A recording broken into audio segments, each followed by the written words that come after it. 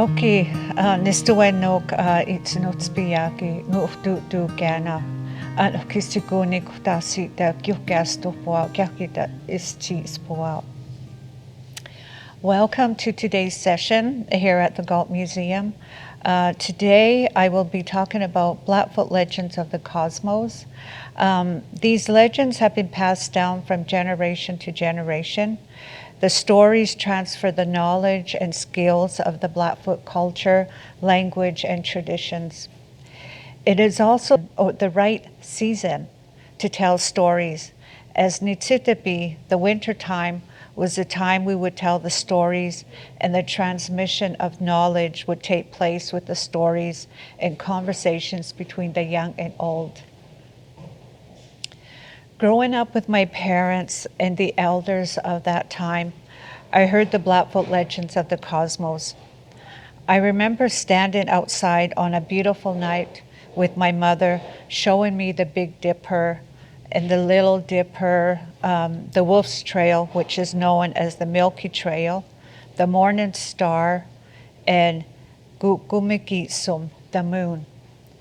I was so fascinated by the stories and imagined a world beyond the earth.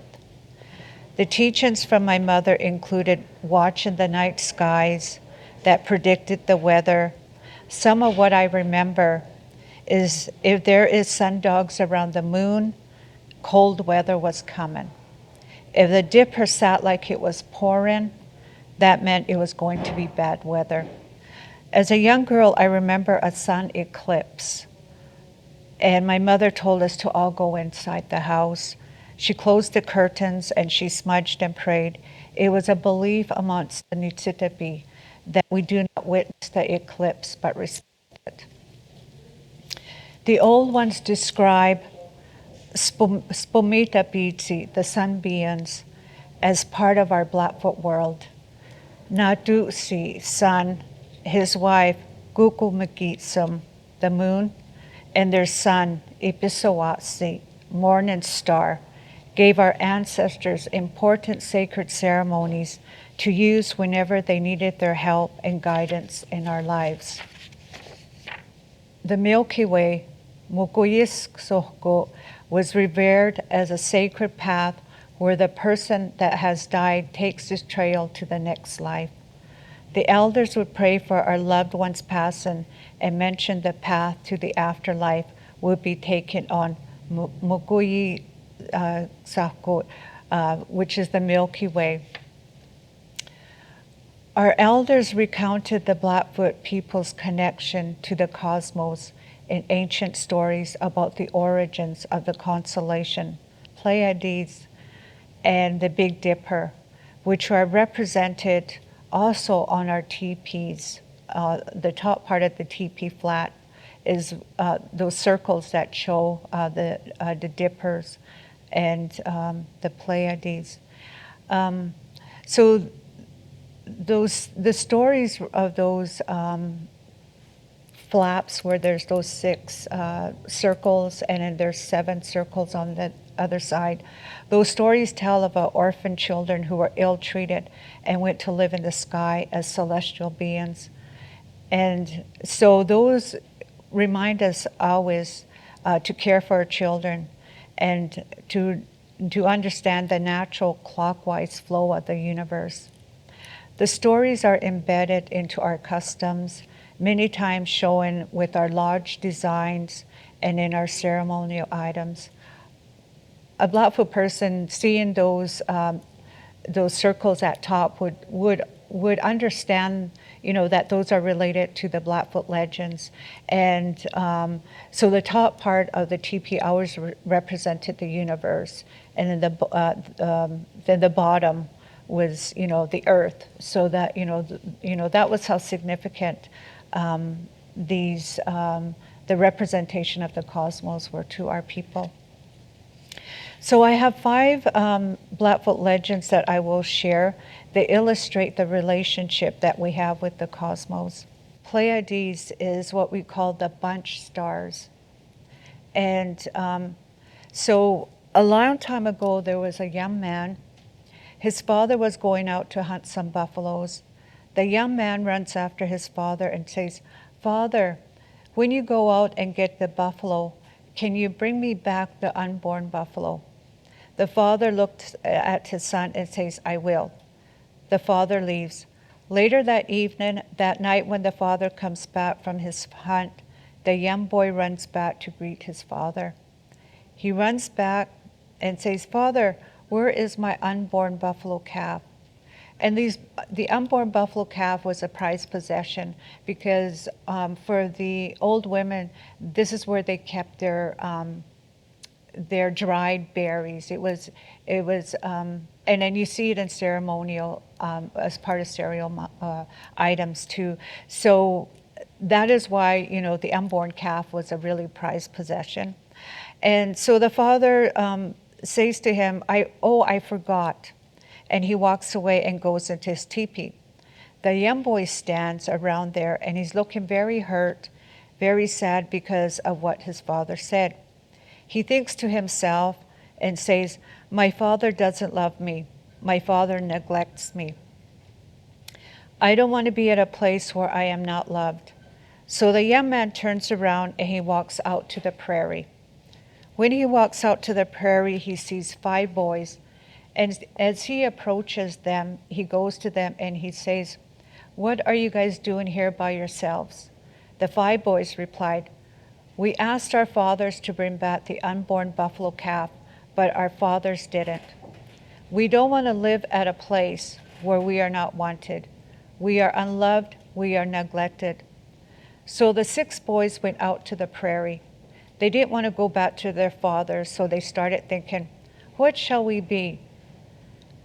What shall we do?" And one of them said, "We should be 6 giant trees." Then another one replied, "No, someone's going to come along, chop us down, and we'll be gone." "Well, we should be 6 lakes," said another. No, we're going to dry up one of these years," they argued. Another boy says, "We should be 6 swans." They said, "No, someone's going to shoot us and kill us all." One of the young boys looked up to the sky and he said, "We should go up to the heavens where we can be there and we can look down on our people." To this day, we can still see them.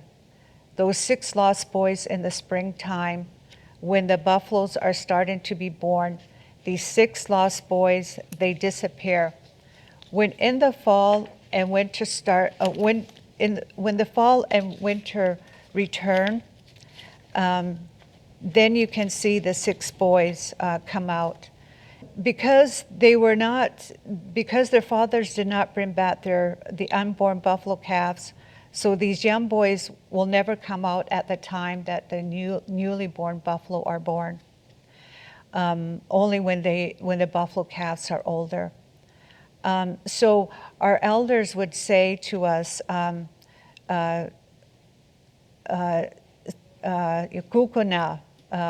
when you get a bit older, Kukuna, when you get older and you have family of your own, when you get mad at your children, go look up to the heavens and you will see those stars. Those stars, all of them, those are those children that were neglected, children that were punished or not loved by their parents, all up there." So it's a reminder never to neglect your children. Those are the 6 lost boys. So that's the story of the Pleiades. Okay. So the next story that I have is the story of the Big Dipper. So long ago, there was a camp of 10 lodges. In one of them lived a family of 9 children, 7 boys and 2 girls. When the 6 older boys were away on a horse raiding party, the eldest, bear-skinned woman had a mystical relationship with a grizzly bear that she came upon while she was out looking for woods. And this story is just a shorter version of the ones that the elders have told us. So this woman married her name was Bearskin Woman, and she married a grizzly bear. And when her father returned back to the camp and he realized what had happened, he was so angry with what Bearskin Woman had done. And so he surrounded the grizzly's cave and killed him. When Bearskin Woman found out about her husband's death, she changed into a huge grizzly bear, becoming Bearskin Woman. She attacked the camp, killing everyone, including her father and mother. She spared her youngest brother and sister. The two were greatly frightened when they overheard her talking to herself, planning how she might kill them. And then one day when the younger sister went to the river for water, she met her 6 brothers that had returned from their war party. She told them what danger they were in, and they planned to rescue her. So the young girl gathered many prickly pears and was instructed to place them in front of the lodge in such a way that they would be safe, the 2 children would be safe to escape. The children left the lodge at midnight. When the older sister heard them leave, she followed, only to step on the prickly pears. Roaring with pain, she changed herself into a bear again and ran after her brothers.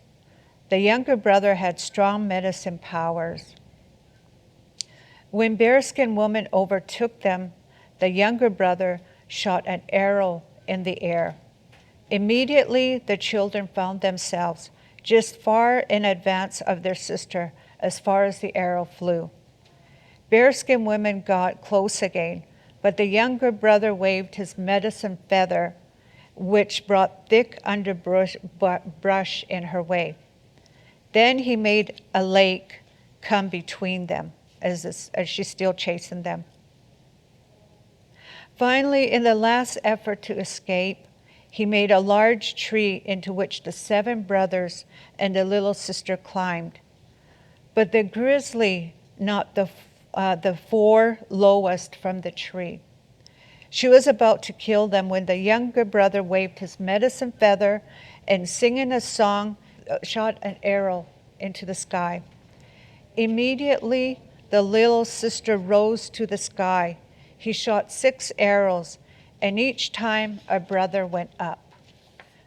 Finally, the younger brother followed, and all of them together formed the family of the 7 brothers.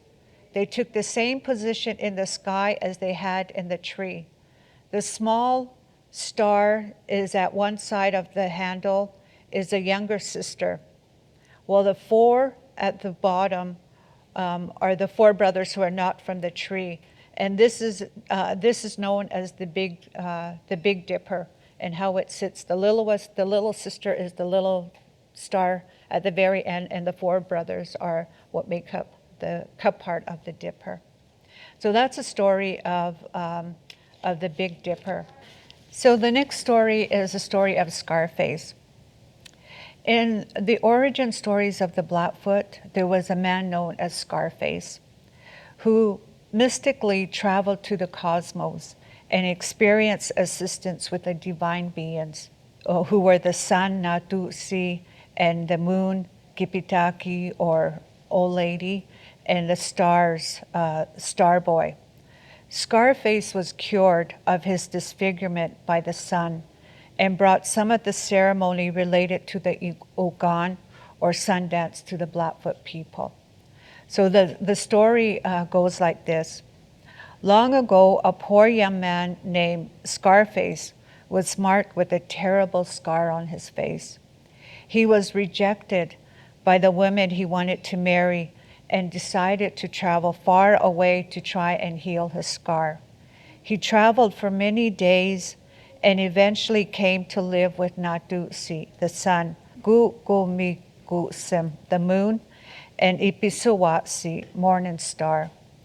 During his time with them, he had many adventures and received many gifts, including the sweat lodge that Niitsitapi used to heal Scarface, and a shield and bow and arrows. When Scarface returned to his people, Niitsitapi gave him a white buckskin suit decorated with beautiful quill work and scalps to commemorate the time Scarface saved Morningstar from the cranes. Natusi also gave Scarface the instructions for putting up the Holy Lodge, which is done each year by a virtuous woman during the Sundance. The Holy Lodge is known as the Ugan ceremony. This is the story of Scarface as told by Earl O'Person. So the next story is the Wolf Trail, and that is otherwise known as the Milky Way. So long ago, Miohpoisiks, the wolves, we call them Miohpoisiks, were the first Niitsitapi, the first earth beings, to pity us as human beings. One snowy winter, when our people were starving, a young man and his family camped by themselves as they searched for food. The wolves found the family and appeared to them as young men bringing fresh meat to their teepee. The wolves took this family with them back to their camp. There were many different animals camped together, and they helped the family set up, make a fire, and get food. The animals shared many spiritual gifts with the man and also showed the man how to cooperate with other people when he hunted buffalo and other animals. The wolves also told our ancestors that animals with hoofs and horns were all right to eat, but that animals with paws and claws should be left alone. The wolves disappeared in the spring, but we still see them in the sky as Miohpoisiks Mii-oo'h-boo'h-sicks, the wolf trail. These stars constantly remind us of how we should live together.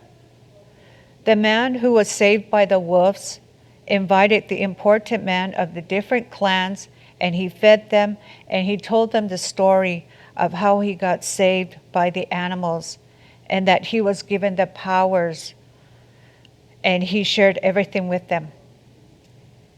He told them that the wolfman had told him that up in the sky you're going to see the trail, the Milky Way, in the future, and you're going to pray. There are human beings there. There are spirits there. They're going to help you. They are powerful. That's the story of Wolf Trail. That's how it was given to us, to look up to the sky. It was always revered that that trail is a sacred thing. It's not just there, it's for the people in the future to always think about it, to look up to the skies. And that is, that is the way it is going to be for all times. The elders say that the lesson taught in this story is the virtue of caring, of giving, of sharing, and of respect of all creation. Because all of creation comes from the Creator who created the skies and the earth and the animals, the birds and the animals and the water beings. Everything is connected. We all the creatures of the same Creator that created us. And then the last story that I have, the last legend that I have is the story of how the Blackfoot received the ancient medicine bundle from the Star people. A long time ago, a camp of Niitsitapi were camped near a river during the summer. As it was the duty of the women to collect firewood, they were out doing that day. A young woman was amongst the group of women. Each one piled wood that they would carry on their backs, tied with rawhide ropes to help carry the load on their backs. It was almost dark when all the women started back to camp. The young woman did not go far when her rawhide broke. She tied the load back together while her friend waited for her. They did not get very far when the wood fell apart again. The friend was tired and wanted to get back to camp. Trying to make her friend wait a little longer after tying their load back together, she told her, "Let's rest. Let's take a break and rest." And they took the load off their back and they sat down and they sat against their wood, and they were looking up into the sky. It was dark by then, and there were many beautiful stars shining bright above them. As the two lay there gazing up, the young woman had her eyes on one particular star, a large one. It was shining so pretty, glittering, all sorts of colors. She told her friend, "Look at that extra bright star, shining in all different colors." The friend agreed. The young woman said, "If that star were human or was human, I would marry him. He is so handsome." Both of them giggled after she said this out loud. Her friend said, "Come on, let's get going to our lodges. Everyone must have gotten home with their wood." They did not get very far when the young woman's load broke again. Her friend was impatient with her and went on home, telling her the lodges are not very far and that she could make it home. The young lady, getting tired of her load breaking, sat down to tie her load again. Her head was bent over.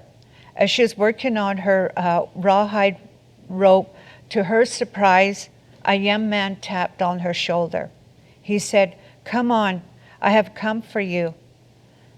I am the bright star that you wish to marry." The young lady said, "No, I did not say that I wanted to marry any man." But the man said, "It was you that wished to marry me. I am that star. You can't back down now, as it was your wish." So the young lady knew she could not back down and had to go along with him. They had gone quite a ways when the starman stopped. He told her to close her eyes and to keep them closed until it was okay to open them. The young woman did as she was told. She didn't have to wait very long when he told her to open them. Upon opening her eyes, she saw a pretty valley with such nice fields and trees, but it was a strange feeling for her. The star being told the young woman, "This is your new place to live. Here in this land we will live." Meanwhile, at the camp where her parents were, they were looking for her, only to find the pile of wood with rawhide rope. They looked for several days, finally giving up, believing that she was killed by some wild animals.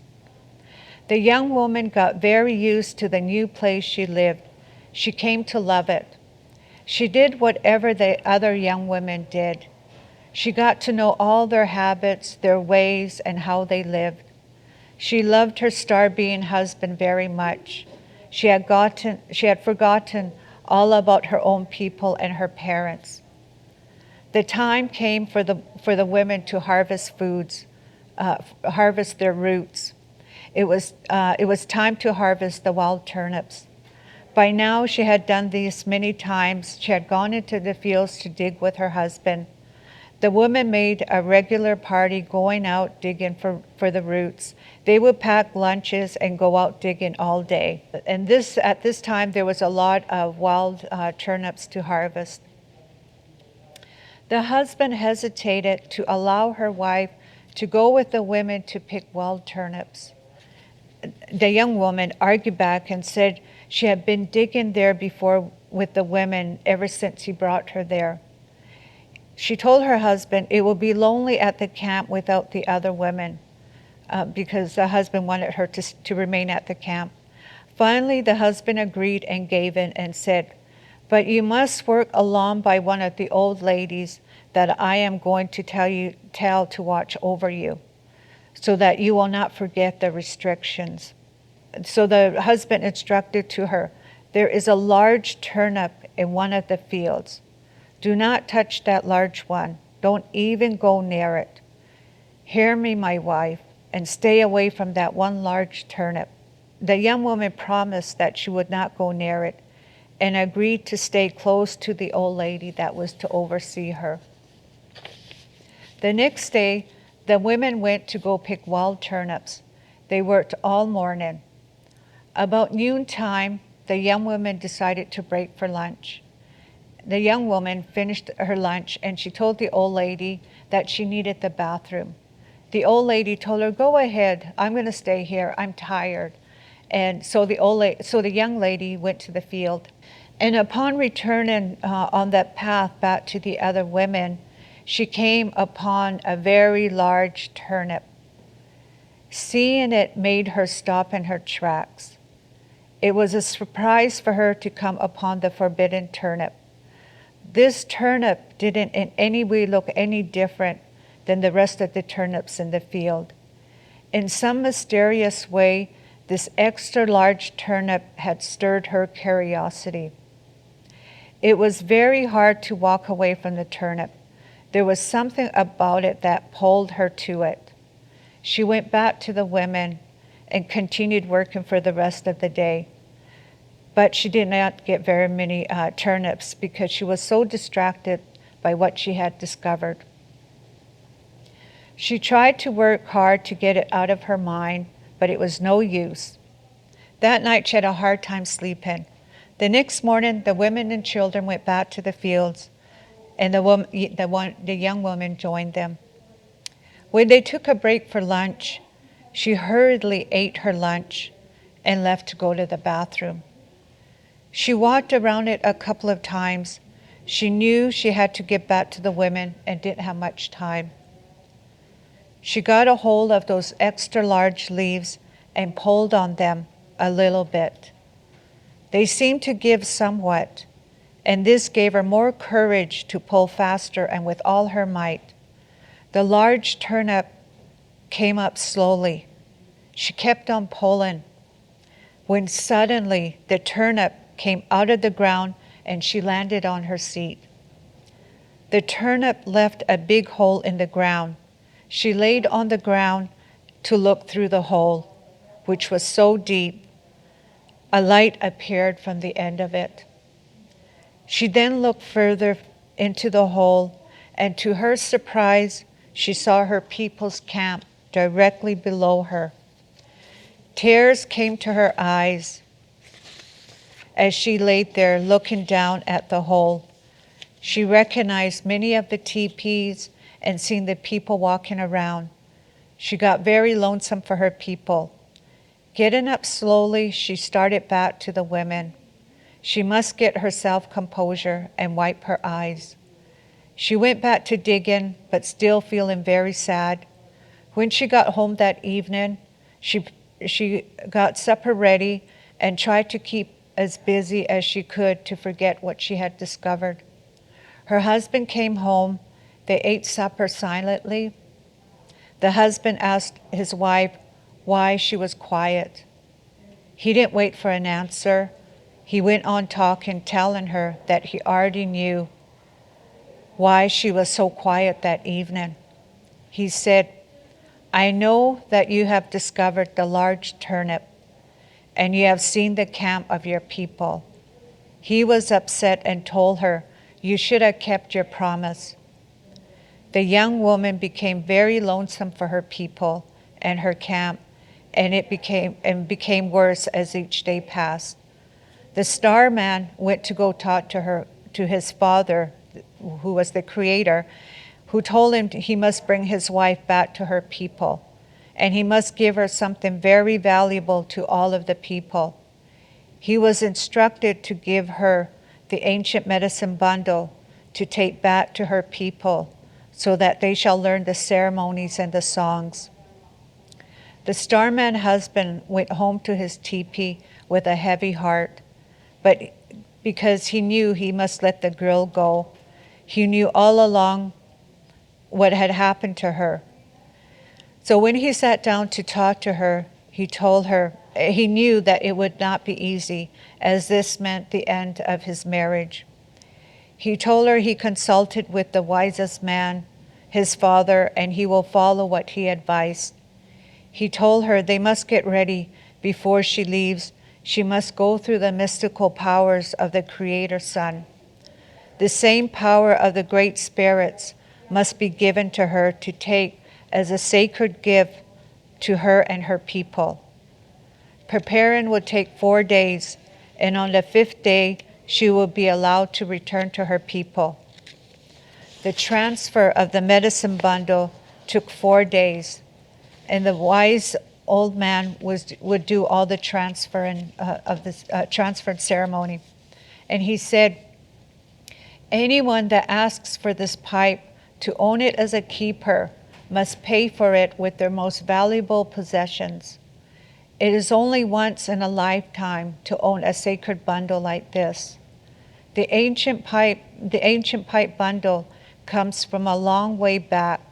It is a gift directly from Creator Son to sanction our thoughts of Him always, so we do not do bad things. The transfer ceremony got started. The old man, who was a previous keeper, started the ceremony. He explained in detail how the ceremony would take place. The songs, the prayers for each item in the bundle. There was a song, and it must be raised over the sweetgrass 4 times. This ceremony lasted 4 days, with meals of buffalo tongue. These ceremonies and the ways of handling the bundle was done for the young woman to understand. On the 5th morning, the old man woke up the starman and the young woman before the sun came up and told them it was time for the young woman to return and would be taken and would leave with the medicine bundle. The old man carried the bundle on his back. He followed proper protocol, handling it with song and prayers. The tobacco that goes in the bundle is considered very sacred. The main part of the bundle is the pipe. He led the starman and the young lady to the turnip hole. He then lit sweetgrass and led the woman to the hole and tied the bundle on her back and eased the woman into the hole. Slowly, they led the young woman down the hole back to her people. Her people had seen something coming from out of the sky as she descended slowly. Most of the people gathered to watch as she slowly came down. As she landed, the people rushed to her, but she asked for her parents, and she instructed them that they had to have 4 sweat lodges before she could talk to them and instruct them about the medicine bundle. She then, after all the preparations were done, she showed them how to conduct the ceremony with the medicine bundle. And this is how the ancient medicine bundle was given to the earth people. It was a gift from the star people and Creator Son.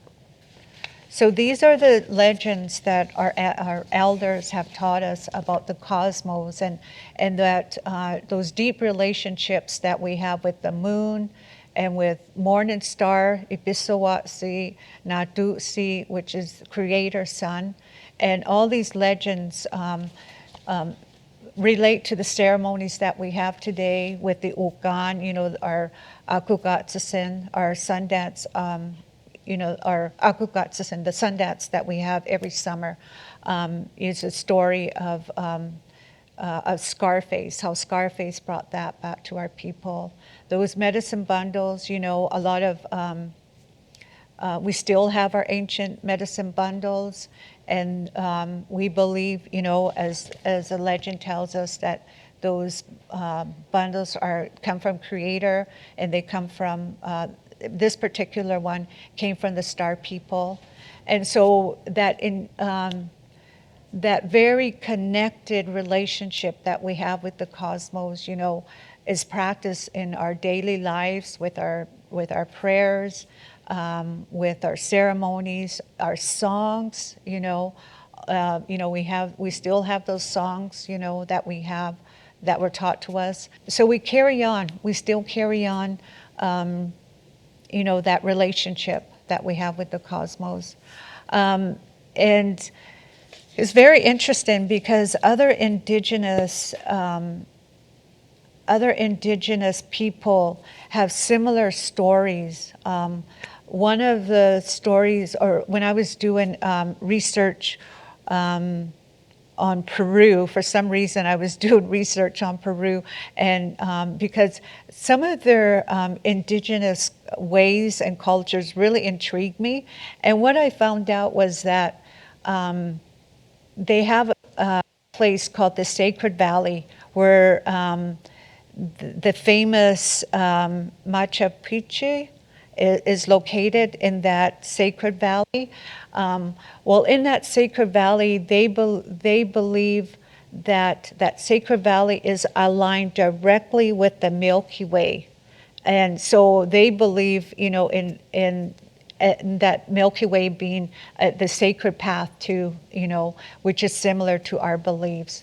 So it's really interesting, when you talk with other indigenous people, their relationship with the cosmos and their relationship with Creator Sun and with Morning Star, Miohpoisiks Mii-oo'h-boo'h-sicks, the moon, they have similar legends and stories. So I hope that you were able to understand a bit about our relationship with the cosmos, and me telling you the stories, the legends of our cosmos. So thank you very much for coming today, for listening, and so thank you.